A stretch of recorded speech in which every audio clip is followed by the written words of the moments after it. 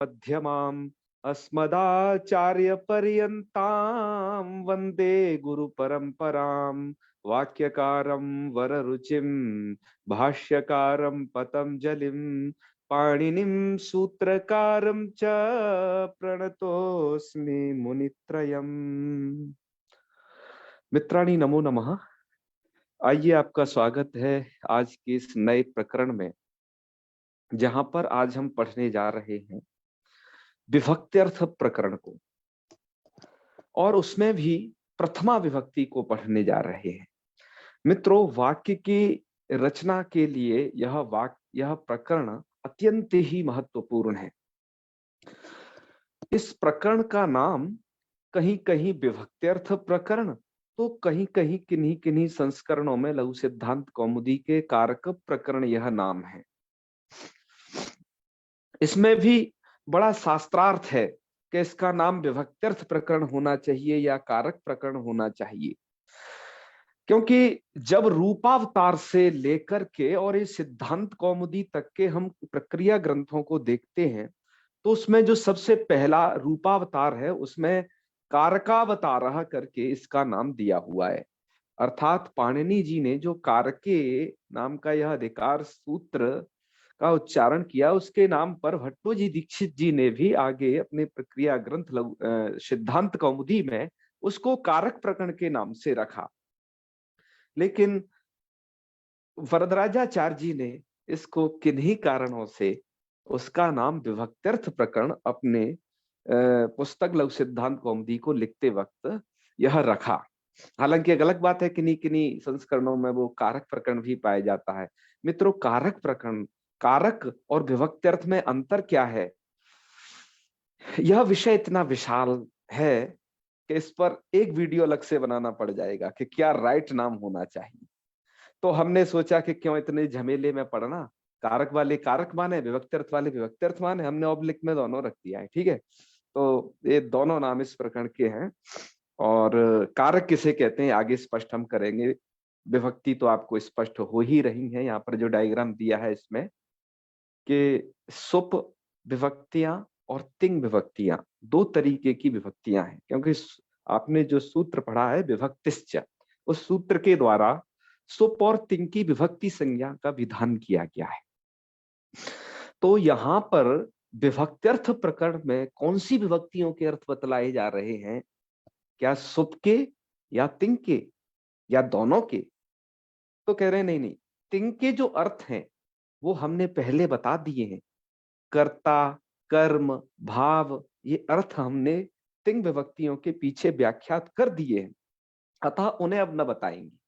ठीक है, और आप लोग भी जिन्होंने तिंग विभक्तियों के अर्थ नहीं जाने हैं, हमने खूब विशाल तरीके से लघु सिद्धांत कौमुदी में तिङंत प्रकरण पढ़ाया है। आप देख लीजिएगा, हमारे YouTube पर और हमारे Facebook पर, दोनों ही जगह पर वो वीडियो डले हुए हैं, उन्हें विस्तार से आप देखते रहिएगा। हम बात करते हैं विभक्ति के अर्थ में यहाँ पर सुप विभक्तियों के अर्थ की बात, क्योंकि सुप विभक्तियों को आप पहले पढ़ाए। आपने जब अजंत पुल्लिंग प्रकरण पढ़ा था तो स्वौज समौज षष्टाभ्याम विसर्गेभ्याम इत्यादि जो सूत्र है, इस सूत्र में स्वादि विभक्तियां पढ़ी, लेकिन वहां पर उनका अर्थ नहीं बताया आपको कि सुऔजस यह जो प्रथमा है किस अर्थ में होगी, अमौजस यह किस अर्थ में होगी, उनका अर्थ नहीं बताया। अतः उनका अर्थ बताने के लिए इस प्रकरण का आरंभ किया जाता है। तो देखो अब तक क्या स्थिति है।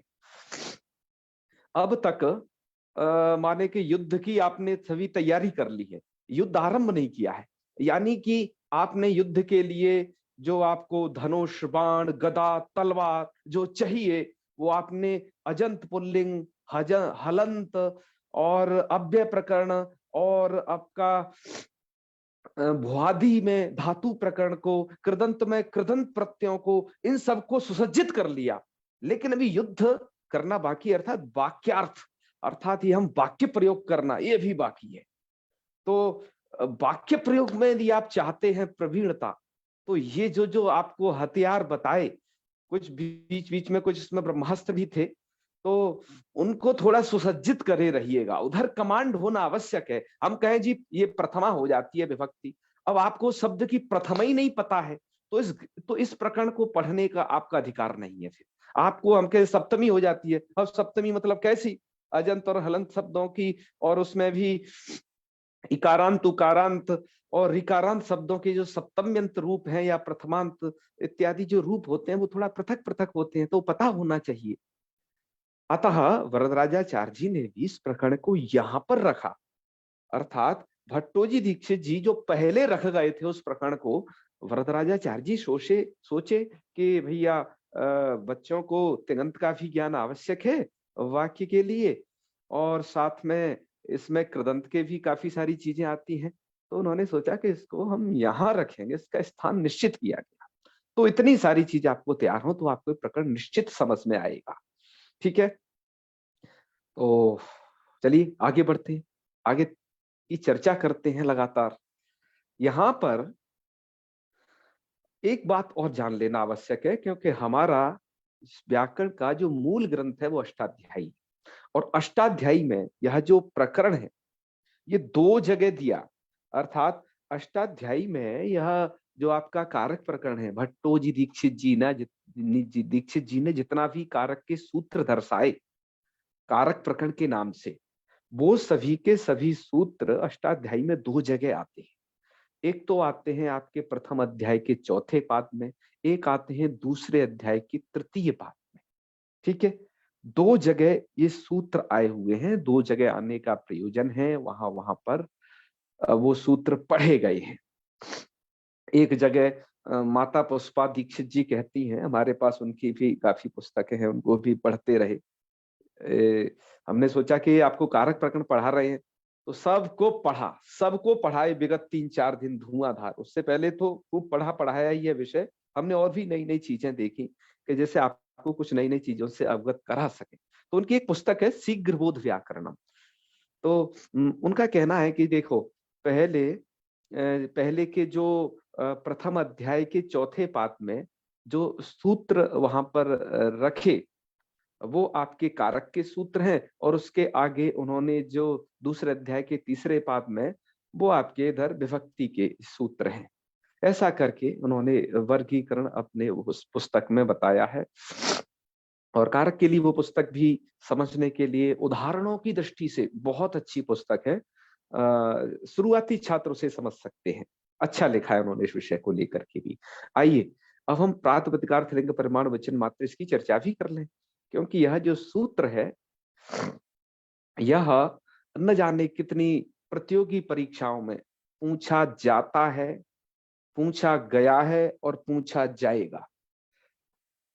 तो इसके बारे में पढ़ेंगे। हालांकि हम इसे लघु सिद्धांत कौमुदी के हिसाब से पढ़ने के लिए प्रतिज्ञाबद्ध है, क्योंकि हम लघु सिद्धांत कौमुदी ही पढ़ रहे हैं, लेकिन काम भर की हम बहुत सारी बातें आपकी बता देंगे कि सिद्धांत कौमुदी इत्यादि अन्य जगह से भी आपको ये क्लियर हो जाएगी। तो एक तो हम आज इस प्रथमा विभक्ति को पढ़ेंगे इस वीडियो के अंतर्गत, और लास्ट में हम इस वीडियो के अंतिम भाग में पढ़ेंगे इस प्रथमा विभक्ति के प्रयोग को। माने कि वीडियो का लेंथ है वो लगभग 50 मिनट तक जाएगा। ठीक है, जिसमें से अभी लगभग 5 मिनट हो चुके हैं, तो थोड़ा धैर्य पूर्वक सुनते रहिएगा। बातें बहुत बहुत हैं, और कितनी बहुत बहुत हैं आपको पहले हम थोड़ा इंगित कर देते हैं, तब थोड़ा संक्षिप्तया चलेंगे। मित्रों, प्रातिपदिकार्थ इस सूत्र में जो अकेला ये प्रातिपदिकार्थ है ना, इसको लेकर के काशी में 2-2 महीने तक ये सब चलता रहता है। राजन जी हम सब बताएंगे, चिंता नहीं करें, और जो छूट जाए उसे बाद में करेंगे। प्रातिपदिकार्थ को लेकर के महीनों महीनों तक साथ साथ चलते रहते हैं। प्रातिपदिकार्थ को लेकर के पूरे सूत्र को नहीं, मैं एक के हिस्से की बात कर रहा हूं, केवल प्रातिपदिक को लेकर के इतने सारे विचार हैं कि हम उस पर वीडियो बनावें तो लगभग हम ये सोचते हैं कि 10 से 20 वीडियो तो हम भी बना देंगे प्रातिपदिकार्थ को लेकर के, इतना अधिक विषय है। एक एक विषय इसका बहुत ही गंभीर है। दूसरा देखिए, लिंग को लेकर के है ना, लिंग का विचार पृथक है, प्रातिपदिकार्थ के साथ उसे जोड़ के लिखा जाता है, पर वो भी बहुत है। ठीक है, और देखिए परिमाण को लेकर के, परिमाण मात्रे इस अंश को लेकर के तो डॉक्टर ब्रजभूषण ओझा जी जो कि मेरे गुरुजी हैं, उन्होंने एक 20 पेज की एक पुस्तक लिख दी है, छोटी, ठीक है, इतने अंश को लेकर के। तो और वचन मात्र पर भी अपने पर्याप्त विचार है। कहने का मतलब है सूत्र का एक एक हिस्सा बड़ा ही विचारणीय है। मुझे यहां पढ़ाते वक्त बड़ा सोचना पड़ा कि आपको मैं कितनी बात बताऊं और कितनी नहीं बताऊं कि जो बाउंस ना हो, क्योंकि जितना मूल में लिखा है उतना बताएंगे। अतः सभी बातों का हमने ध्यान रखे, अपने सब चीज को तैयार किया है। और एक बात और बताएं कि इस पूरे सूत्र में समास क्या है, समास विचार को लेकर के ही गुरुजी का एक लेख है कि इसमें समास क्या है, कैसे हो सकता है, इसको लेकर के ही उन्होंने एक लेख लिखा है। तो माने कि इतने विचारों का, इतने विचार हैं इस सूत्र पर कि होते रहते हैं, चलते रहते हैं। और हम यदि कहें तो ये अतिशयोक्ति नहीं, हमारे गुरुजी भी यही कहते थे कि कारक में जो कुछ भी है ना, वो प्रथमा और द्वितीया तक है। श्याम सुंदर जी, सबसे ज्यादा व्याख्या, आप एक बार सुन लीजिए इस बात को ध्यान से, सबसे ज्यादा व्याख्येय दो विभक्तियां हैं और वो है प्रथमा और द्वितीया, सबसे ज्यादा। और ये व्याख्या कितनी है, कभी कभार तो छात्रावस्था में जब हमारा पाठ चला करता था मनोरमा शेखर वगैरह का, तो प्रथमा द्वितीया से आगे बढ़ता ही नहीं था। क्यों? जब तक प्रथमा और द्वितीया समाप्त हुआ और जब तक पेपर आ गए, अब उन्हें दो, आगे पठन पाठन नहीं हो पाता था। हम गुरुजी से कहते थे कई बार, गुरुजी ऐसा करिए, अब जो छूट जाता है, आप हर बार प्रथमा से शुरू करते हैं, अब की बार थोड़ा सप्तमी से शुरू करिए। सप्तमी से ऐसे थोड़ा पीछे से पढ़ के आगे, क्योंकि उधर ज्यादा नहीं है। तो ये सब चीजें हैं। तो चलिए आइए विषय में प्रवेश करते हैं। तो अब नियतोपस्थित कहा प्रातिपदिकार्थ की आगे व्याख्या कर रहे हैं। सबसे पहले लिखा यहाँ पर सूत्र है, प्रातिपदिकार्थ लिंग परिमाण वचन मात्रे प्रथमा। अब ये प्रातिपदिकार्थ क्या चीज है? तो प्रातिपदिकार्थ हर कोई बच्चा बच्चा जानता है। क्यों? प्रातिपदिक वो जानता है, प्रातिपदिक एक संज्ञा है जो कि अर्थवत धातु प्रत्यय प्रातिपदिकम और कृतध्य समासाश्च इन दो सूत्रों से विहित संज्ञा है वो। तो इनको तो हर कोई जानता है कि प्रातिपदिक माने वो संज्ञा, और उस प्रातिपदिकों का जो अर्थ होगा वो प्रातिपदिक हो जाएगा, है ना? तो क्या ऐसा हम नहीं ले सकते क्या? तो भट्टो जी दीक्षित ऐसा वाला जो हम कह रहे हैं ना, ये कि प्रातिपदिक का अर्थ, प्रातिपदिकार्थ, ऐसा थोड़ा उन्हें अभीष्ट नहीं है कि प्रातिपदिकार्थ माने क्या, ठीक है? ऐसा उन्हें अभीष्ट नहीं है, क्योंकि सूत्र में जो लिंग ग्रहण किया, इससे उन्हें चिंता हो गई है भट्टो जी दीक्षित जी को। मैं भट्टो जी दीक्षित का भी नाम क्यों ले रहा हूँ, ग्रंथ तो वरदराजाचार्य जी का दरअसल मैं पढ़ा रहा हूँ। भट्टो जी दीक्षित जी का नाम इसलिए ले रहा हूँ कि वरदराजाचार्य जी ने अपने गुरुजी की किताब में से थोड़ा ये कॉपी कर दिया है ये मैटर, ठीक है? मतलब ये थोड़ा यथावत ही है। अतः मैं भट्टो जी दीक्षित जी का नाम ले रहा हूँ क्योंकि वो उसके प्रवर्तक भी है। तो प्रातिपदिकार्थ को ऐसा नहीं लेना। अतः भट्टो जी दीक्षित जी कह रहे हैं कि जैसा उन्हें लगा कि लिंग ग्रहण के सामर्थ्य से हम जो यहाँ पर प्रातिपदिकार्थ लेंगे वो कुछ ऐसा लेंगे। उन्होंने उसको पारिभाषित किया। कैसा पारिभाषित किया? कि नियतोपस्थित कहा प्रातिपदिकार्थ। मतलब क्या है भैया इस पंक्ति का? तो इस पंक्ति का मतलब आपको समझने के लिए नियतोपस्थित कह, इसको समझना होगा, वो है प्रातिपदिकार्थ में। नियतोपस्थित का, दरअसल नियतोपस्थित का यह जो बहुब्रीहि समास है यहाँ पर, नियतोपस्थित का मतलब ये है कि नियता उपस्थितिर यस्य सह नियतोपस्थित कह। वैसे मैंने भी आपको समास प्रकरण पढ़ाया नहीं है, तो लेकिन श्रद्धा भक्ति पूर्वक इतनी बात ये मान लीजिए कि बहुब्रीहि समास है और ऐसा अर्थ होगा। समास प्रकरण जब मैं पढ़ाऊंगा तो उसकी हम चर्चा करेंगे, सब प्रकार बहुब्रीहि में आएगा तो उसकी भी। व्याख्याकारों ने इसको सरल भाषा में लिखने के समझाने के लिए कुछ ऐसी इसकी व्याख्या की जो कि इधर है कि यस्मिन् प्रातिपदिके उच्चारिते सति यस्यार्थस्य नियमेन, नियमेन अर्थात सर्वदा, अर्थात नियम पूर्वकम ज्ञानम सह, प्रातिपदिकार्थ सह मतलब वैसा नियतोपस्थितिक जो होगा अर्थ, उसे कहेंगे हम कि वो प्रातिपदिकार्थ है। मतलब भट्टोजी दीक्षित जी ने यहाँ पर थोड़ा उसको प्रातिपदिकार्थ को पारिभाषिक किया। उन्होंने इसका समझ रहे हैं कि नियता उपस्थिति, अर्थात जिस प्रातिपदिक का उच्चारण करते समय यस्य अर्थस्य, जिस भी अर्थ की नियमेन उपस्थिति होगी, ठीक है, अर्थात उपस्थिति माने ज्ञानम, अर्थात हमने उसे ज्ञानम लिखा, कहीं बोधा लिखा है, कहीं भानम लिखा है, इसी चीज को व्याख्याकारों ने, उस सबका एक ही अर्थ है। तो उसे हम कहेंगे नियतोपस्थित का, और वो है आपका प्रातिपदिकार्थ। ये भट्टोजी दीक्षित जी ने कहा।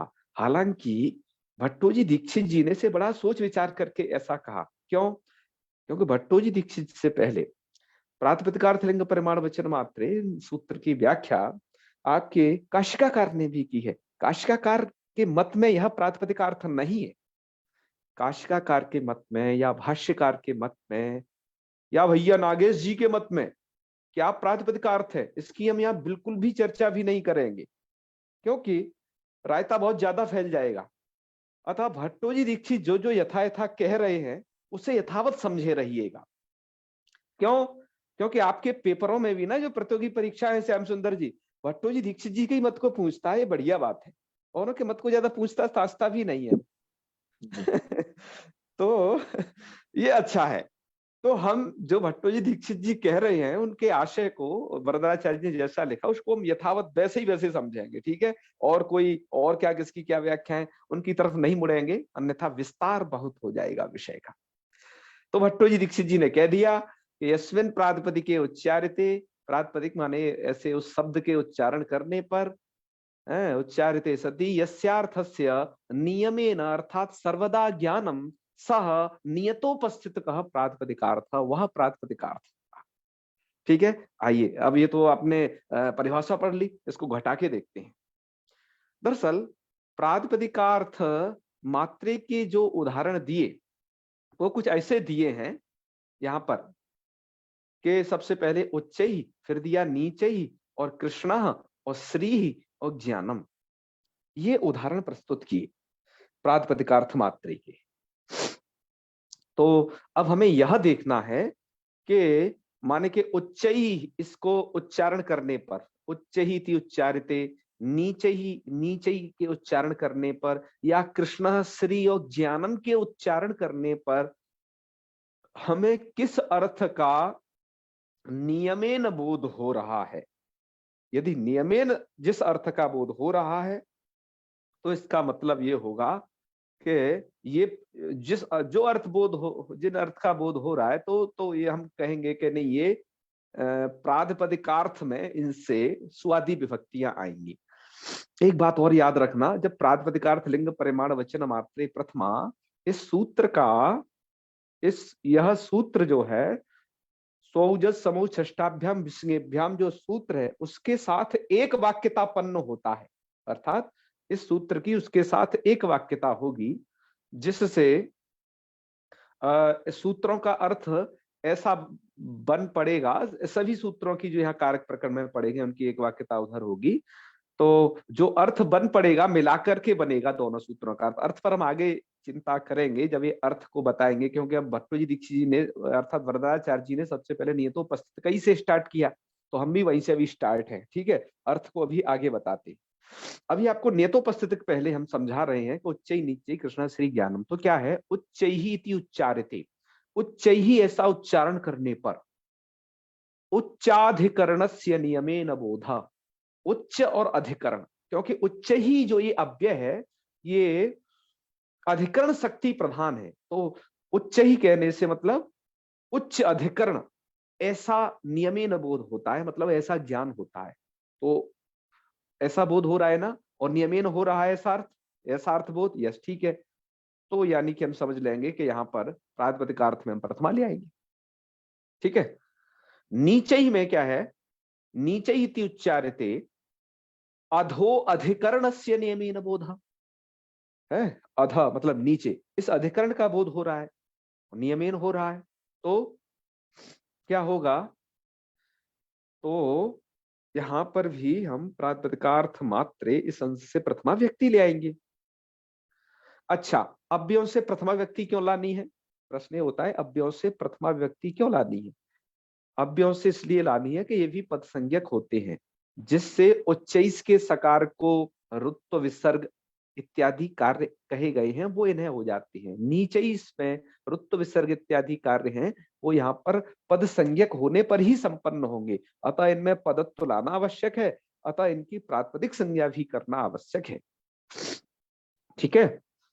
अच्छा, और भी कुछ कार्य हैं वो होते हैं, मैंने एक कार्य आपको यहाँ पर बताया है, क्योंकि अव्ययों से समझना जरूरी था इनकी क्यों हमें करनी है, इनसे क्यों प्रथमा लानी है, प्रातिपदिकार्थ मात्र से कैसे आएगी वो।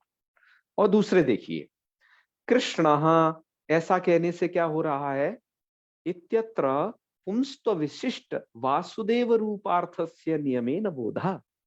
पुंस्त्व विशिष्ट वासुदेव रूपी जो अर्थ है ना, भगवान कृष्ण मतलब वसुदेव की जो पुत्र है उनका नियमेन बोध हो रहा है, कृष्णा कहने से हो रहा है।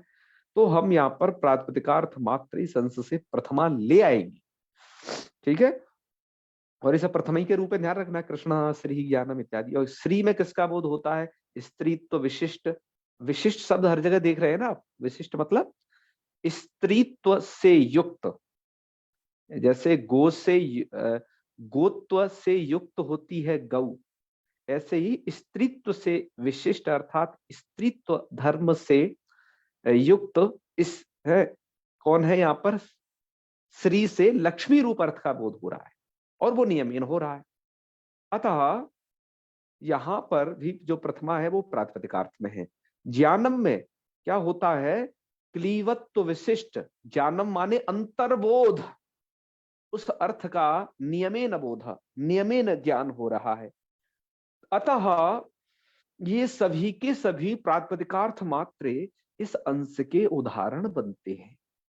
अतः नियतोपस्थित प्रातिपदिकार्थ, ऐसा अर्थ भट्टोजी दीक्षित जी ने किया। इसका सार क्या है, भट्टोजी दीक्षित जी ने तो सिद्धांत कौमुदी में पंक्ति लिख दी है, उस पंक्ति को हमने सरल रूप में या व्याख्या में लिख दिया है, क्योंकि वरदराजाचार्य जी ने वो पंक्ति नहीं लिखी बच्चों के लिए समझ के कि अब बच्चे समझ जाएंगे, ज्यादा क्यों लिखना, ये तो छोटा लघु कौमुदी ग्रंथ है, यदि मैं सब कुछ लिख दूं तो इस में और वैयाकरण सिद्धांत कौमुदी में अंतर क्या हो जाएगा, इसलिए कुछ चीज वो नहीं लिखते हैं। लेकिन ये अब इससे निकल के सामने आया कि अलिंगाह, अलिंगा माने अव्ययानी, जो अव्यय पद हैं वो, और नियत लिंगाह, जो शब्द नियत लिंग वाले थे, वो सभी के सभी उदाहरण बनेंगे, प्रातिपदिकार्थ मात्रे इस अंश के उदाहरण बनेंगे, अर्थात इसके द्वारा यहाँ पर प्रातिपदिकार्थ मात्रे इस अंश के द्वारा यहाँ पर प्रथमा विभक्ति लगेगी। अतः अलिंगा का अर्थ किया अव्ययानी, जैसे आपके दो अव्यय थे उच्चई और नीचई, और नियत लिंग वाले थे आपके ये कृष्ण श्री ज्ञानम, जिसमें आपका कृष्ण पुल्लिंग था, नियत मतलब कृष्ण शब्द हमेशा पुल्लिंग ही होता है यदि वो भगवान वासुदेव को इस अर्थ को कहता है, तो श्री ही लक्ष्मी अर्थ में स्त्रीलिंग ही है, और ज्ञानम यह नपुंसक लिंग ही है। अतः ये नियत लिंग, नियत माने जिनका लिंग निश्चित है, ऐसे शब्द प्रातिपदिकार्थ मात्र इसके ही उदाहरण बनते हैं, यह वरदराजाचार्य जी भी बतला रहे हैं। अब हम आगे थोड़ा बढ़ते हैं, फिर हम एक बार और प्रातिपदिकार्थ मात्र इसको व्याख्यात करेंगे, तब इधर आएंगे। अब आते हैं हम मात्र शब्द से प्रत्येकम योगः, ये जो इस पंक्ति पर, इस पंक्ति का आशय क्या है मित्रों, दरअसल यहाँ पर इस सूत्र में वचन मात्रे में यह मात्रे शब्द जुड़ा हुआ है।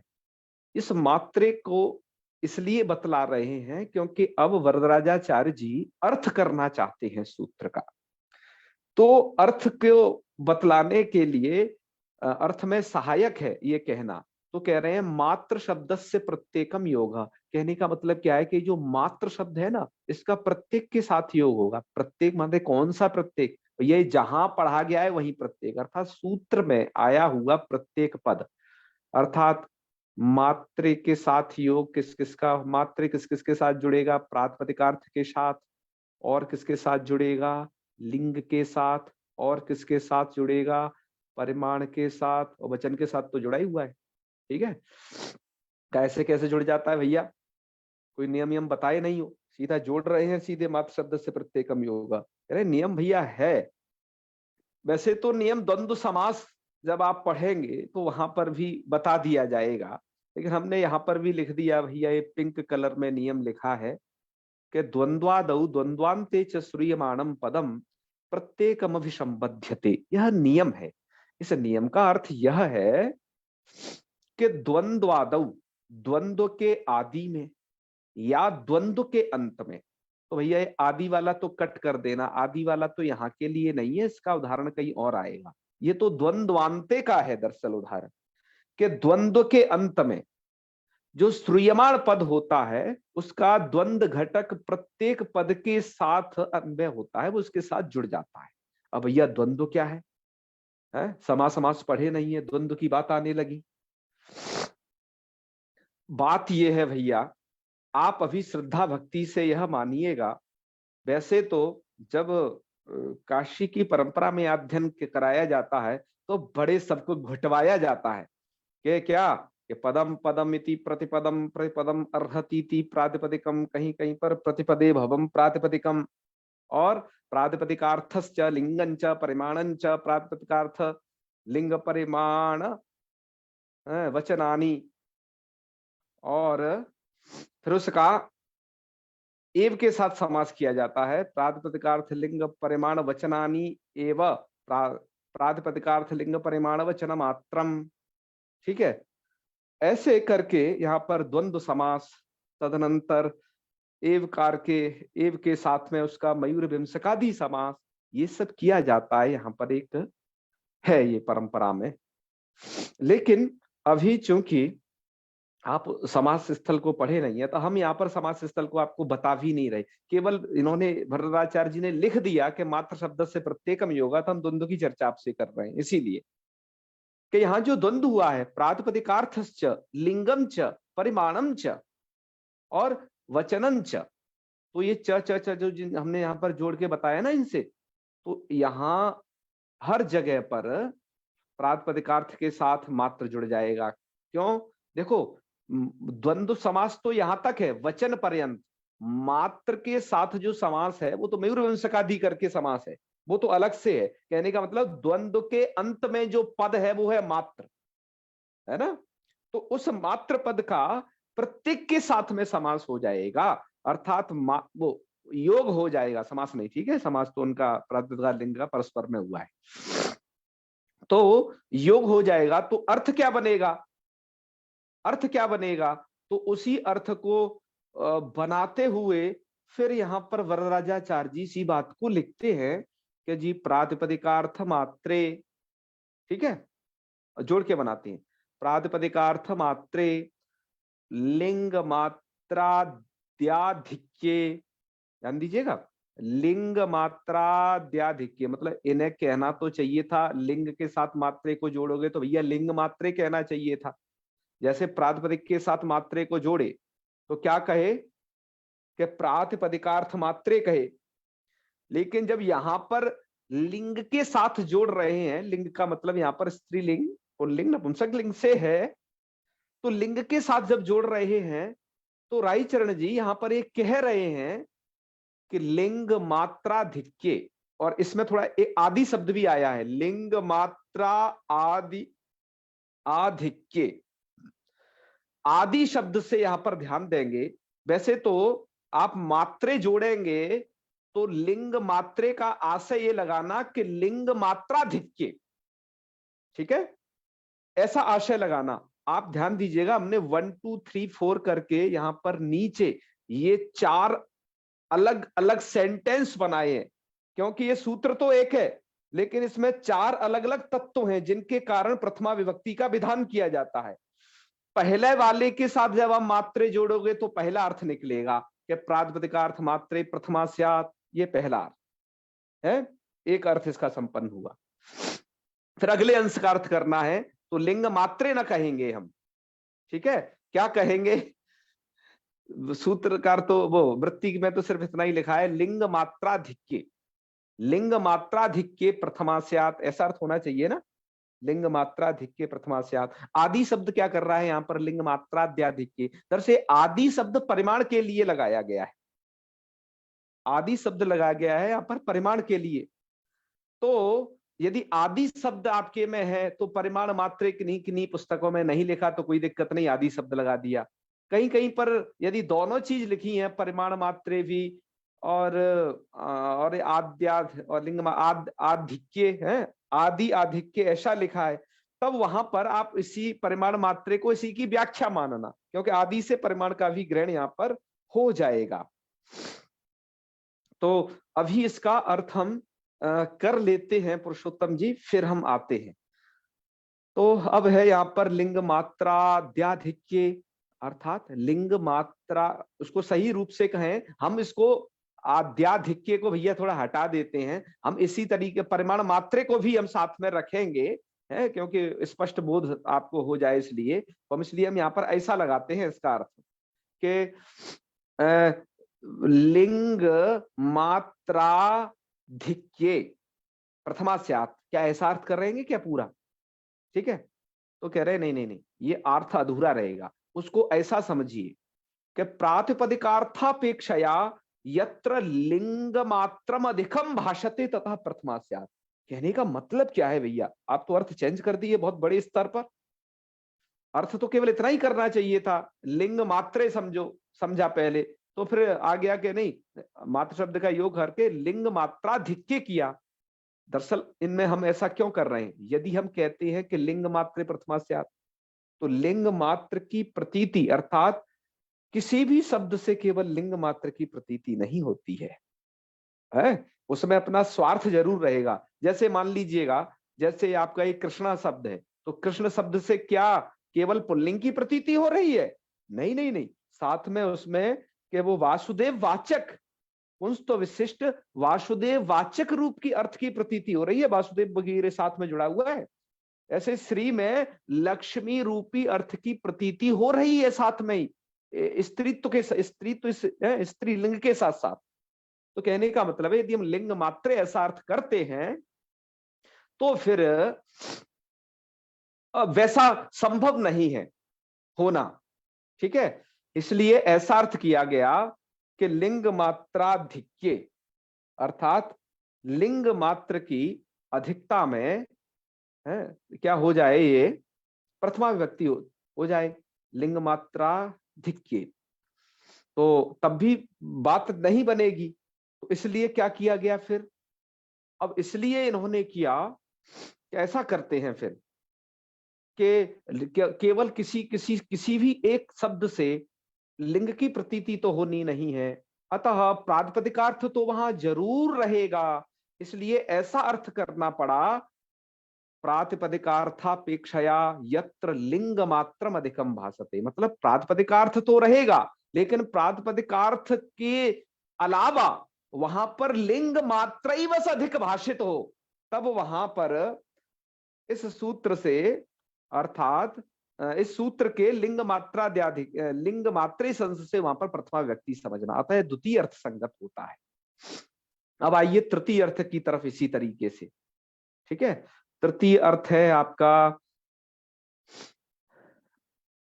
परिमाण मात्री, तो वहां पर भी ऐसा ही अर्थ करिए कि यत्र प्रातिपदिकार्थापेक्षया, ऐसा लिख दिया इसमें, प्रातिपदिकार्थापेक्षया यत्र परिमाणम अधिकम भाषते, क्या कहा, प्रातिपदिकार्थापेक्षया, अर्थात प्रातिपदिक की अपेक्षा, जहां पर प्रातिपदिक की अपेक्षा जहां पर परिमाण मात्र अधिक भासेगा, अर्थात परिमाण अर्थ बस अधिक प्रतीत होगा, तो वहां पर परिमाण मात्रे इस अंश से प्रथमा विभक्ति कर लेना है, ठीक है।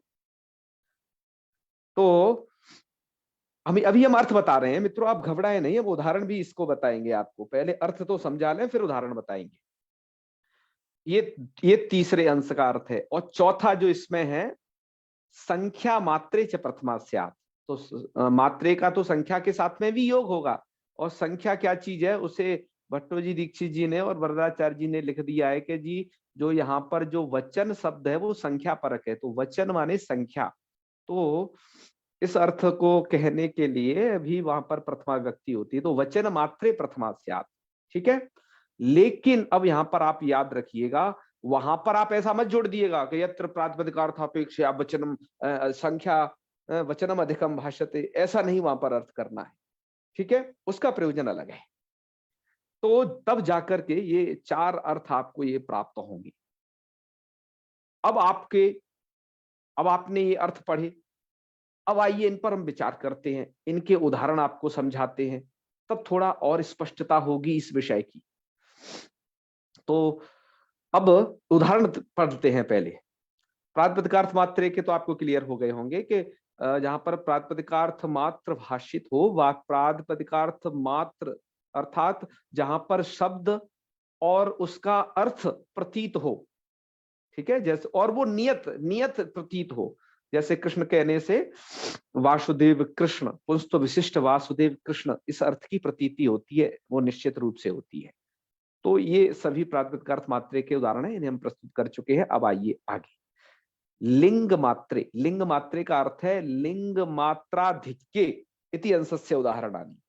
ये समझना यहाँ पर लिंग मात्रे से, जैसे लिंग मात्रे का हमने इधर अर्थ समझाने के लिए देखिए, ये प्रातिपदिकार्थापेक्षया यत्र लिंग मात्रम अर्थम अधिकम भाषते, है लिंग मात्रम अधिकम भाषते, प्रातिपदिकार्थ की अपेक्षा जहां पर लिंग मात्र अधिक भाषित हो, जैसे जैसे तटः, तटः कहने से तट प्रातिपदिकार्थ मतलब तट मतलब वो जो तीर आप जिसे कहते हो ना, किनारा, उसकी तो प्रतीति होती है उस अर्थ की, लेकिन यहां पर लिंग मात्रम अधिकम भाषते, लेकिन यहां पर जो लिंग की प्रतीति है वो अधिक होती है। कहने का मतलब है ये शब्द त्रिलिंगी है। तो यहां पर तटः, तटी, तटम, पुंस्त्व की और नपुंसकत्व की जो प्रतीति है वो अधिक होती है, लिंग की प्रतीति। अतः भट्टो जी दीक्षित जी कहते हैं कि जिन शब्दों से प्रातिपदिकार्थ के अलावा लिंग अधिक प्रतीत हो रहे हैं, तो ऐसे शब्दों से, अर्थात जो शब्द द्विलिंगी शब्द है या जो शब्द त्रिलिंगी शब्द है, ऐसे शब्द अर्थात जिनका एक लिंग नहीं है, क्योंकि एक लिंग वाले सब चले गए प्रातिपदिकार्थ मात्रे के खाते में, ठीक है। अब जो बचे एक से अधिक लिंग वाले शब्द, ऐसे शब्दों से प्रथमा विभक्ति का विधान करना है, तो प्रातिपदिकार्थ लिंग परिमाण वचन मात्रे सूत्र के लिंग मात्रे इस अंश से प्रथमा विभक्ति का विधान कर लेना है वहां पर। अतः भट्टो जी दीक्षित जी ने, वरदाचार्य जी ने तट, तटी, ततम, ये तीन उदाहरण यहाँ पर प्रस्तुत किए। यहाँ पर भी लिख दिया है अनियत लिंग शब्दाः लिंग मात्राधिक्ये इत्यस्य उदाहरणानि तट, तटी, तटम, स्पष्ट होगा आपको। अब आइए अगली चर्चा कर लेते हैं थोड़ा। वैसे तो एक एक चर्चा के लिए बहुत बहुत समय चाहिए, ठीक है, लेकिन इन चर्चा को हम थोड़ा सा रखते हैं, क्योंकि हमने प्रथमा व्यक्ति आज ही पूरी करनी है। मतलब वीडियो की लेंथ थोड़ा जरूर लंबी हो जाएगी, लेकिन प्रथमा आज हम समाप्त कर देंगे, ठीक है। अगले पर आइए, अब आते हैं परिमाण मात्रे पर। परिमाण मात्रे का जो उदाहरण दिया है वो दिया इन्होंने द्रोणो व्रीहि, इस वाक्य को उदाहरण के रूप में रखा है। पद इन्होंने उदाहरण के रूप में यहाँ पर नहीं रखा भट्टो जी दीक्षित जी ने। तो सबसे पहले तो आप ये समझिए कि परिमाण माने क्या, तब ना परिमाण मात्रे समझेंगे। तो परिमाण कहते हैं, वैसे तो ये जो परिमाण है ये सामान्य मापने तोलने वस्तु के लिए प्रयोग यहाँ पर किया जाएगा, है ना, उन सब के लिए, मापने तोलने की वस्तु के लिए। अन्यथा तो परिमाण उसे कहते हैं कि जो चारों तरफ से जो चीज नापी जाती है, जैसे लीटर में जो दूध की नपाई होती है वो चारों तरफ से होती है, उसके भीतर घुस के दूध उसे नापता है, क्योंकि परिमाणम तू सर्वतः, जो सर्वतः नापा जाता है वो उसे कहते हैं परिमाण। तो जो आयाम शब्द है, जो प्रमाण शब्द है, ये सब अलग अलग उसके वाची हैं। जैसे मार्ग को आप नापोगे तो मार्ग को आप मीटर में नापते हो, है ना, किलोमीटर में नापते हो, और दूध वगैरह को जो नापते हो वो लीटर में नापते हो, और अन्न वगैरह तोलना होता है तो अन्न को आप कैसे तोलते हैं कि किलो के हिसाब से उसे तोल देते हैं। ये सब मापने के अपने अपने अलग अलग ये इकाइयां हैं ना मापने की। तो यहाँ पर जो परिमाण मात्रे कहा गया है, तो परिमाण तो उसका नाम है केवल के जो अपने भीतर रख के नापे, लेकिन यहाँ पर परिमाण सामान्यतया जो मान मात्र है, अर्थात मापने तोलने के जो भी शब्द हैं उन सबका ग्रहण करा देगा, ये तात्पर्य है यहाँ पर इसका। अच्छा, तो परिमाण का जो यहाँ परिमाण मात्रे का ये उदाहरण दिया द्रोणोव्रीहि।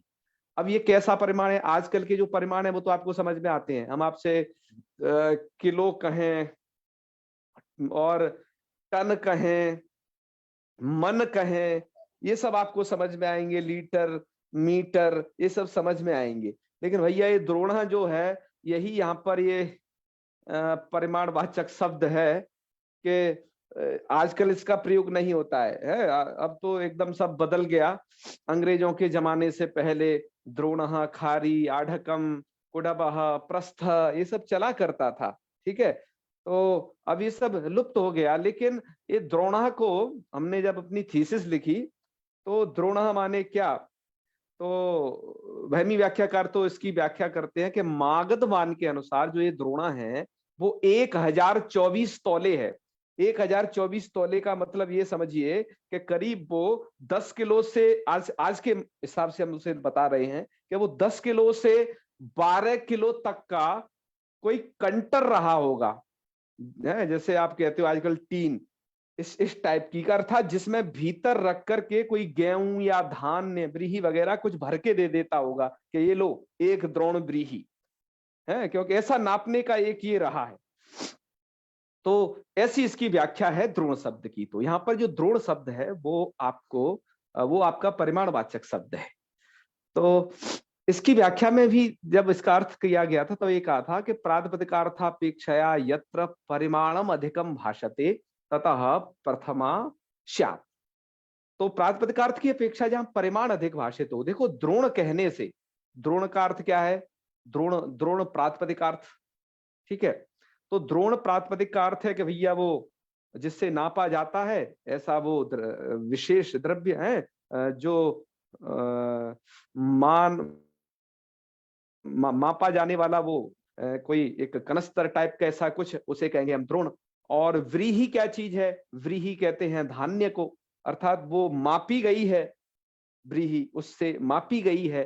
तो यहां पर द्रोण में जो ये प्रथमा कर रहे हैं वो परिमाण मात्रे संस से प्रथमा व्यक्ति कर रहे हैं। ताकि आप, इसका मतलब क्या हुआ कि जो नापने तोलने वाचक जो शब्द है, जैसे द्रोण, कुंतलम, खारी, आढ़कम, ये तो पहले वाले हैं जो अब ये प्रयोग नहीं होते हैं। तो मापने तोलने वाले जो शब्द हैं उनसे यदि आपको प्रथमा विभक्ति लगानी है तो वहां पर परिमाण मात्रे संस से प्रथमा विभक्ति वहां लगानी। काके जी ऐसा क्यों करते हैं? यदि हम प्रातिपदिकार्थ मात्रे संस से प्रथमा विभक्ति लगा दे तब दोष का है? तो उसको बताता है, उसको यहाँ पर नीचे हमने थोड़ा लिखा इस चीज को, कदाचित आपको शंका हो इसलिए उसे लिखा। यहाँ पर लिखा है, थोड़ा छोटे से अक्षर हैं, इसको जूम कर लेते हैं जिससे चश्मे वालों के लिए कुछ सुविधा हो जाएगी। नीचे वाले पैराग्राफ में लिखा है यहाँ पर कि प्रातिपदिकार्थे प्रथमायाम तु, यदि हम यहाँ पर प्रातिपदिकार्थ में प्रथमा करते हैं तो नामार्थयोर अभेदान्वयः इति नियमेन। नामार्थयो अर्थात एक नामार्थ का दूसरे नामार्थ के साथ, यहाँ द्विवचन है ना, तो उनका आपस में अभेद अन्वय हो जाता है। अभेद अन्वय अर्थात दोनों जब जुड़ते हैं तो अभेद संबंध से जुड़ते हैं।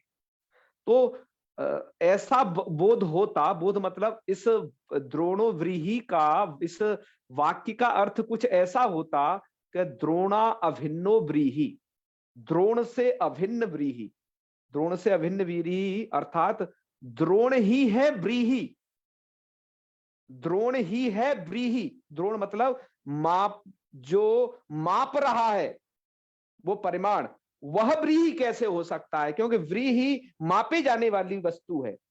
तो ऐसा अनिष्ट बोध होता। जैसे आप उदाहरण दीजिए, उदाहरण को देखिए, जैसे सुंदरः बालकः, यहां पर एक नामार्थ का दूसरे नामार्थ के साथ, सुंदरः का बालक के साथ जो परस्पर में जो शाब्दबोध होता है वो क्या होता है? सुंदरा भिन्न बालक, अर्थात बालक और सुंदर दोनों एक चीज है, आप दोनों को अलग नहीं कर सकते हो। इसको कहते हैं अभेद। नामार्थ और नामार्थ का भेद, एक नामार्थ है सुंदर, दूसरा है बालक।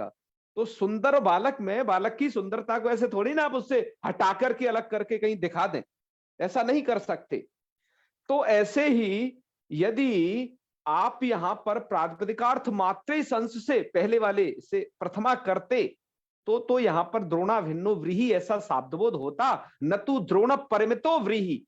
द्रोण परिमिता, परिमित मतलब नपा हुआ, द्रोण से नपा हुआ व्रीहि, ऐसा इस वाक्य का अर्थ नहीं होता। इसलिए भट्टो जी दीक्षित जी कह रहे हैं कि अतः इष्ट शाब्द बोधार्थम परिमाण ग्रहणम, इष्ट शाब्द बोध के लिए, इष्ट शाब्द बोध के लिए मानो कि द्रोण से परिमित व्रीहि, द्रोण से नपे हुए व्रीहि, ऐसे अर्थ के ज्ञान के लिए हमें यहां पर परिमाणक ग्रहण करना है। यदि आप प्रातिपदिकार्थ मात्रे इस अंश से यहां पर प्रथमा विभक्ति लाएंगे तो वहां पर अर्थ ये होगा भैया द्रोण ही है व्रीहि, ऐसा तो होता ही नहीं है। ये भट्टो जी दीक्षित जी का यहाँ पर आशय है कि यहाँ पर द्रोण से नपे हुए व्रीहि ऐसा अर्थ यहाँ पर उन्हें इष्ट है, अतः वो प्रथमा विभक्ति का विधान करते हैं। अतः इसको आप समझ गए होंगे कि प्रातिपदिकार्थापेक्षया यत्र परिमाणम अधिकम भाषते ततः प्रथमा स्यात्। ठीक है, अब आइए लास्ट में आते हैं हम वचनम संख्या। एक एक का उदाहरण हमने अलग अलग लिखा है बिल्कुल, ठीक है। आपकी किताबों में तो ये सब जो भी सेंटेंस है ना वो से एक ही लाइन में लिख दिए। अब हमने सोचा कि उनके सामने तो समस्या थी जो लिखा, अब हम तो यहाँ पर आपको पढ़ा रहे हैं तो उसको अलग अलग करके ही पढ़ाते हैं। माना कि पेज कुछ अधिक हो जाएंगे तो हो जाए, क्या जा रहा है, हमें कौन सा ये जो अभी छपाना है, सो कुछ उसका खर्चा जाएगा, कोई दिक्कत नहीं। तो इसलिए अब वचनम संख्या को अलग से लिखा कि वचनम माने क्या, मतलब सूत्र में जो वचन शब्द है उसे उस संख्या को कहती। तो जैसे एक द्वौ बहवः, तो एक द्वौ बहवः में हमें प्रथमा विभक्ति करनी है, तो यहाँ पर लिखा संख्या मात्रे प्रथमा स्यात्, कि संख्या मात्र में प्रथमा विभक्ति हो जाएगी।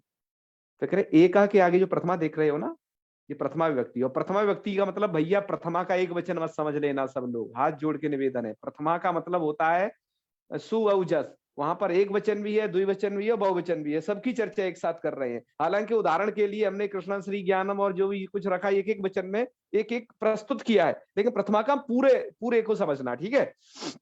वचनम संख्या का देखिए, एक द्वौ बहवः। अब एक शब्द से ये अलग से क्यों बनाना पड़ा आपको कि इसमें वचन ग्रहण करना पड़ा है अलग से, क्यों? क्योंकि आप तो प्रातिपदिकार्थ मात्र से प्रथमा ले ही आइएगा ना, एक द्वौ, क्योंकि एक शब्द से एकत्व अर्थ की प्रतीति होती है और वो निश्चित होती है, नियमेन होती है, ठीक है। तो यहाँ पर एक शब्द, एक से एकत्व अर्थ के लिए, उस अर्थ को कहने के लिए आप प्रथमा आराम से प्रातिपदिकार्थ मात्रे से ला सकते हैं।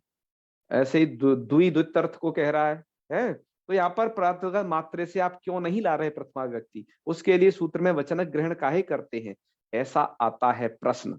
तो उसके उत्तर के लिए अब लिखते हैं हम, अगले स्लाइड में लिखते हैं मित्रों। इस स्लाइड में बस इतनी ही जगह थी, तो अगली स्लाइड आपके सामने करते हैं प्रस्तुत।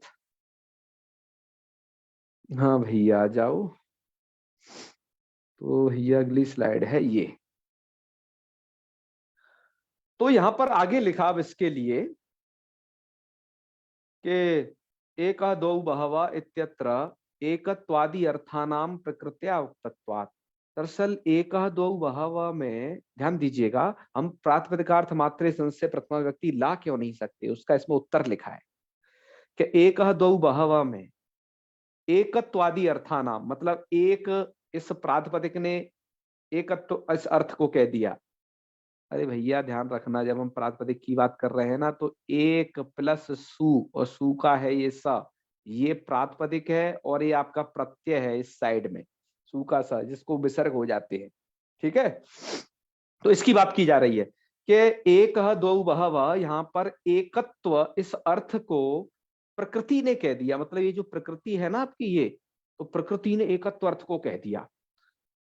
आपको आप किस में प्रथमा व्यक्ति लाते हैं प्रातिपदिकार्थ मात्रे से, कि प्रातिपदिकार्थ में प्रथमा व्यक्ति लाते हैं, अर्थात प्रातिपदिक के अर्थ को कहने के लिए। जैसे आप कृष्ण, इस प्रातिपदिक के अर्थ को कहने के लिए सुविभक्ति लाते थे, अर्थात इसे कृष्णत्व रूपी अर्थ को कहना है इसके द्वारा, इसलिए लाते थे।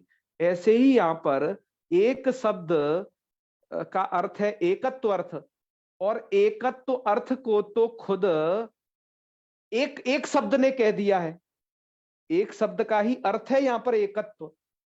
तो इस एकत्व अर्थात जो संख्या रूपी अर्थ है वो तो प्रकृति के द्वारा कहा जा चुका है। ठीक है, वहां पर जो संख्या अर्थ है, एक में रहने वाला जो एकत्व है, वो प्रकृति के द्वारा कहा जा चुका है। देखो कृष्ण की कंडीशन अलग है। जैसे कृष्ण में यदि कृष्ण में कृष्णत्व है और एकत्व यदि कृष्ण में है, तो उस एकत्व को कहने के लिए सु आ गया है, सु का सा, ये आ चुका है। लेकिन यहां कंडीशन कैसी बदल जा रही है, इस जो यहां पर ये प्रकृति है, ये प्रकृति एकत्व अर्थ को खुद ही कह दे रही है, जो कि कहना चाहिए था सुप्रत्यय को। मतलब प्रत्यय कहता है एकत्व अर्थ को, लेकिन यहां पर एकत्व अर्थ प्रकृति ही कह दे रही है। ऐसे ही इसलिए इन्होंने यहां पर जो उदाहरण लिए वो सभी संख्यावाचक शब्द लिए, एक एक द्वि बहु। एक तो एक ने एकत्व अर्थ को खुद ही कह दिया। अभी सु क्या करेगा? सु का काम क्या है यहां पर? है सु नहीं आना चाहिए, क्योंकि जब कोई अर्थ प्रकृति के द्वारा कह दिया गया तो प्रकृति जिस अर्थ को न कहे तब वहां पर प्रत्यय लाया जाता है उस अर्थ को कहने के लिए। लेकिन एकत्व अर्थ को मित्रों यहां पर कह दिया है प्रकृति ने ही। प्रकृति का मतलब भैया जो लोग नए जुड़े हैं, कैसे प्लस से जो लेफ्ट साइड में है वो प्रकृति और राइट साइड में है वो है प्रत्यय। यदि लोग नए जुड़े हैं तो इतना भी जान लें है। तो एकत्व अर्थ जी ने कह दिया। अब सु यहाँ पर क्या करेगा? है सु का तो कोई काम नहीं, बेचारा न्यूट्रल हो गया कि नहीं नहीं भैया देखो एकत्व अर्थ कह दिया है इसने, तो एक नियम है। एकत्व अर्थ जब प्रकृति के द्वारा कह दिया तो एक नियम है, पहले उसे समझ लो फिर सु की स्थिति कंडीशन बताते हैं। एक यहाँ रेड अक्षर में नियम दिया है कि उक्तार्थानाम अप्रयोग, इसको दिल से समझिएगा। इस नियम का क्या कहता है? उक्तार्थानाम, यदि अर्थ उक्त हो गया है तो एकत्व अर्थ उक्त हो गया यहाँ पर, तो अप्रयोग, तो फिर उसको कहने के लिए, उसी अर्थ को कहने आप प्रकृति से, आप उसी जो अर्थ प्रकृति ने कह दिया उसे आप प्रत्यय से नहीं कहलवा सकते हैं, उक्त अर्थ वालों का अप्रयोग हो जाता है।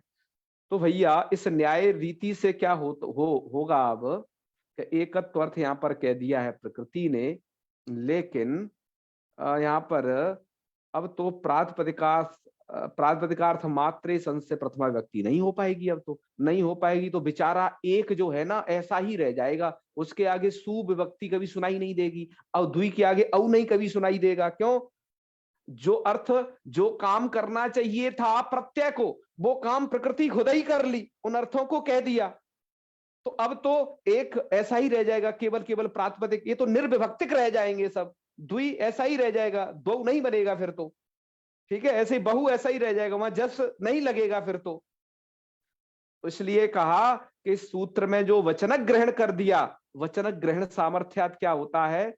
अतः उक्त न्याय बाधनाय वचनक ग्रहणम, इस उक्तार्थानाम प्रयोग न्याय को बांधने के लिए वचनक ग्रहण है। इससे क्या हो जाता है कि जब वचनक ग्रहण कर दिया तो जो भी भैया संख्यावाचक शब्द है वहां पर वो भले ही अपने अर्थ को कह चुके हैं, लेकिन वहां पर जो वचनक ग्रहण सामर्थ्यात उसी अर्थ का अनुवाद करने के लिए वो विभक्ति वहां पर आ जाती है तो वही अर्थ, लेकिन उस अर्थ की वो विभक्ति अनुवादिका होती है। ठीक है, उसी विभक्ति को लगा दिया जाता है और पाणिनि का नियम भी है कि अपदम न प्रयुंजीता, तो इस आधार पर वहां पर विभक्ति योजन कर ली जाती है। तो मित्रों कुल मिलाकर के अब सार ये निकला, हमने आपको पूरा ये सूत्र पढ़ा दिया है।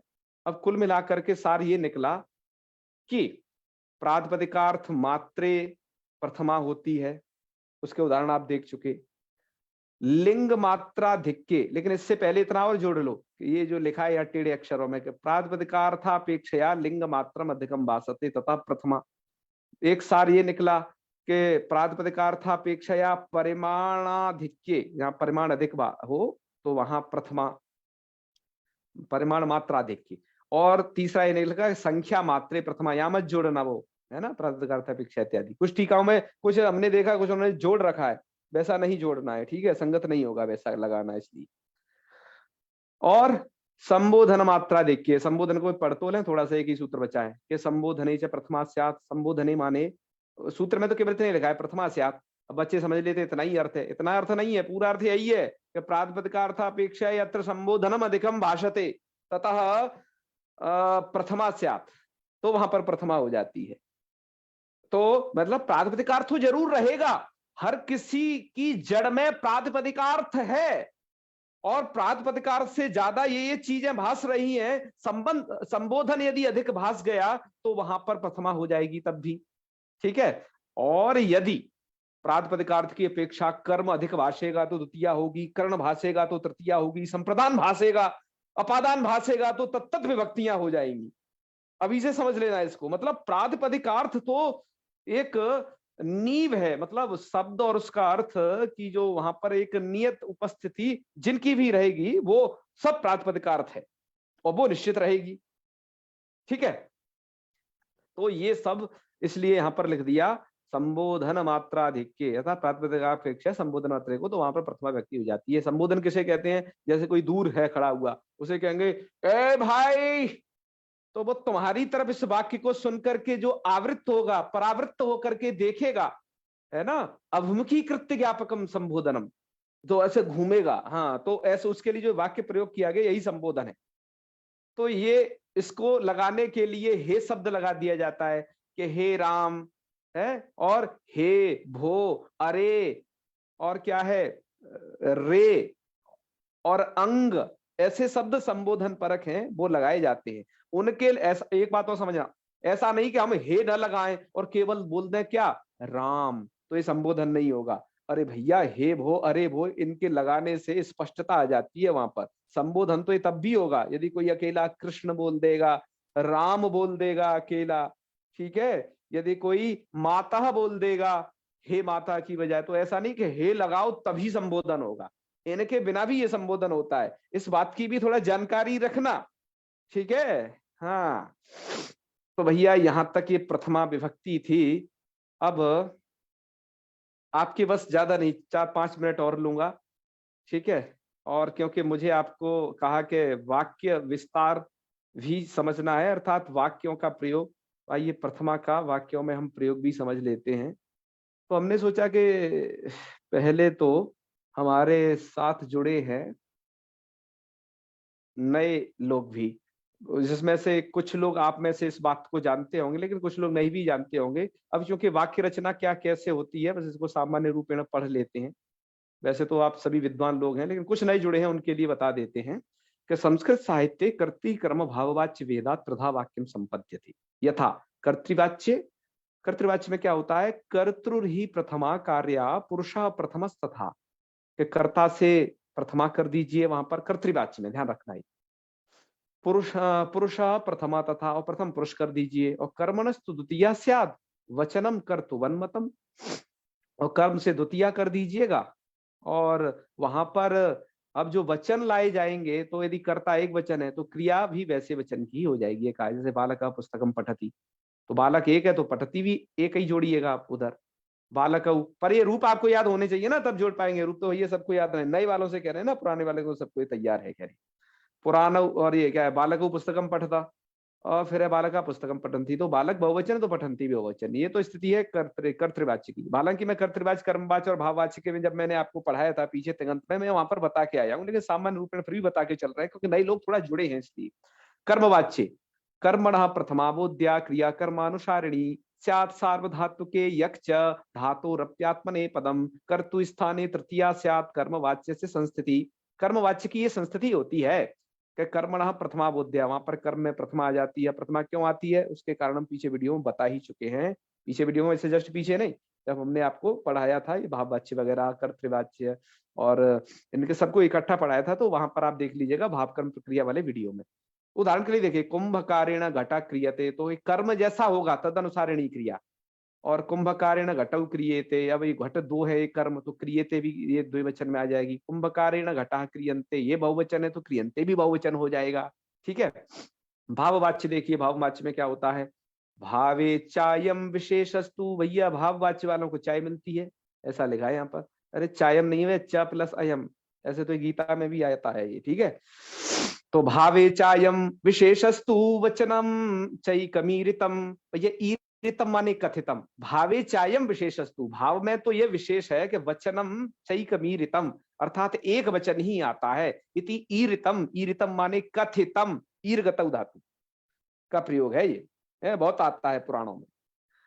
और कर्तु स्थाने तृतीया स्यात् सर्वत्रैवं क्रमो मतः, कर्ता के स्थान तृतीय हो जाएगी ऐसा सर्वत्र मत है। उदाहरण के देखिए, रामेण भूयते, और भूयते भूयते सब एक जैसा है, बस यही बदल रहा है, रामेण एक है, रामा भी हम दो हैं, तो भूयते तब भी, राम ही भूयते है तो तब भी भैया भूयते रहेगा, ठीक है। अब आपने आज पढ़ा है प्रथमा विभक्ति को, तो भैया इसके भी कुछ उदाहरण देख लीजिएगा अगली स्लाइड में इसी तरीके से।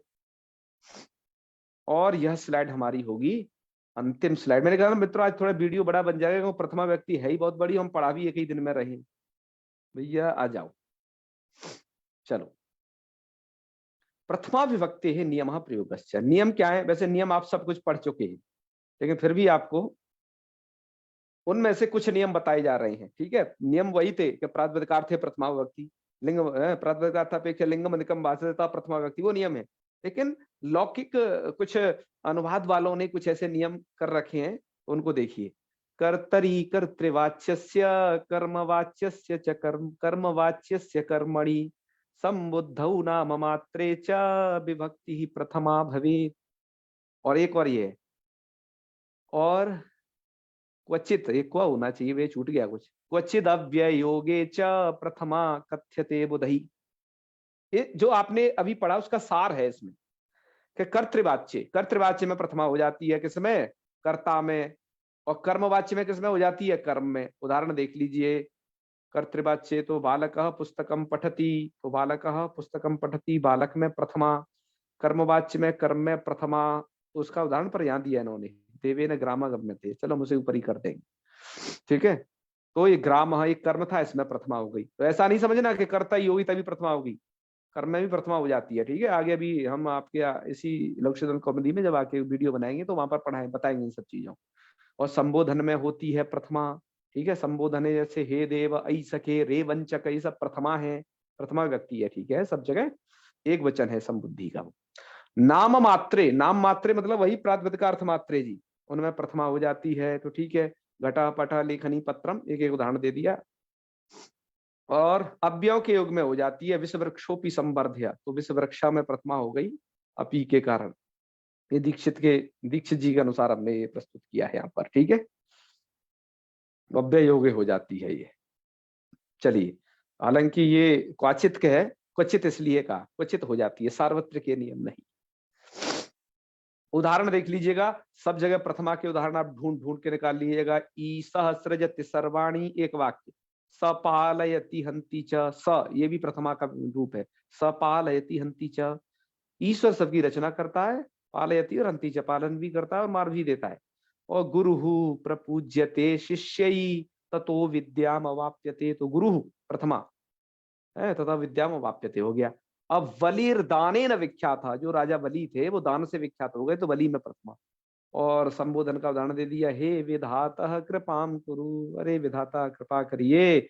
और तदेवम शाब्दिक ही उक्ता, तो इस प्रकार से शाब्दिकों ने कहा है क्या? प्रथमायाम उदाहृति, कितने प्रत्यांत दिया उदाहृति को? उदाहृति इत्युक्ते उदाहरणम, इसलिए शाब्दिकों ने इस तरीके से प्रथमा विभक्ति को कहा है। तो आज की कथा यहीं तक रखते हैं, इससे आगे करेंगे अब अगले वीडियो में।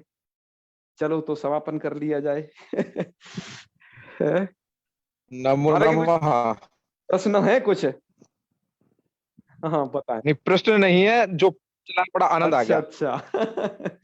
चलिए, जो भी प्रश्न होंगे आज और कल, अभी तो कारक की क्लास होना बाकी है, उन्हें हम करेंगे। लेकिन एक सूचना लास्ट में हम दे रहे हैं, और कल कक्षा नहीं होगी, एक दिन गैप करके परसों कक्षा होगी, ठीक है। क्योंकि द्वितीय विभक्ति को हम सोच रहे हैं कि बहुत ज्यादा वीडियो ना बने, 2 बन जाएं अधिक से अधिक, बस इतना ही चाह रहे हैं, इसलिए क्योंकि द्वितीय थोड़ा बड़ा है मैटर, अगर समझा वाला, तो ये स्थिति है। राजेश मिश्र जी कहिए क्या कह रहे हैं। मैंने आपको एक चीज और कह दूं, काफी चीज बहुत फास्ट फास्ट बताई है। एक बार समझ में ना आए तो वीडियो को रिवाइज कर लीजिएगा, एक बार मतलब घुमा के देख लीजिएगा कि क्या कहा छूट गया। किताबों से भी मैच करिएगा, हम ये नहीं कह रहे कि यहाँ पढ़ा दिया पूरा हो गया, कुछ समझ में नहीं आ रही, किताबों से भी थोड़ा पढ़िएगा। इधर बता दिया, और भी नहीं आए, ग्रुप में आप लोग जुड़े हैं मेरे से, प्रश्न पूछिएगा। और जो नए लोग हैं उनके लिए सुन लीजिए ग्रुप विषयक नियम। अब अगली कक्षा हमारी होगी परसों, मतलब कल के दिन को छोड़ करके परसों कक्षा होगी। परसों आप यदि आएंगे इस कक्षा में, हम आपको अपने व्हाट्सएप ग्रुप का लिंक तभी देंगे जिससे आप सूचित रहें। इसलिए अभी हमने जोड़ा नहीं है बिल्कुल भी, लोगों को जो थे पहले वो यथावत हैं, तभी जोड़ेंगे, अब हमें देख लें तभी। तो चलें समापन कर। हाँ राजेश जी आप कुछ कह रहे थे, कह दीजिए।